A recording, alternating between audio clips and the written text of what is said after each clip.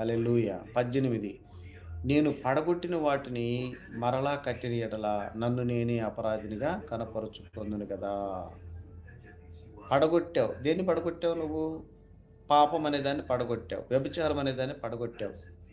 జూదం అనే దాన్ని పడగొట్టావు. తాగుడు అనే దాన్ని పడగొట్టావు. ఏమండి? క్రోధం అనే దాన్ని పడగొట్టావు. కక్షలు అనే దాన్ని పడగొట్టావు. ఇతరుల ద్వేషం అనేది పడగొట్టావు. నీలో ఉన్నటువంటి పాప సంబంధమైనటివన్నీ పడగొట్టావు. మళ్ళీ వాటిని నువ్వు కట్టిన యెడల అప్పుడు నువ్వు అప్పుడు ఎలాగవుతావు నువ్వు? అపరాధిగా వెంచబడతావు. అది పౌలు ఎంత స్పష్టంగా చెప్తున్నాడో చూడండి. ఒకసారి మనం విడిచింది మళ్ళీ తీసుకోకూడదు. ఇప్పుడు మనకు బైబిల్‌లోనే ఒక మాట ఉంది. కుక్క ఏం చేస్తదంట? కక్కింది మళ్ళీ తింటది. అలా మనం చేయకూడదు. పడగొట్టడం అంటే పాపాన్ని మనము పడగొట్టేసిన తర్వాత మళ్ళీ దాన్ని కట్టుకోకూడదు తిరిగి. అంటే మనము కక్కిన దాన్ని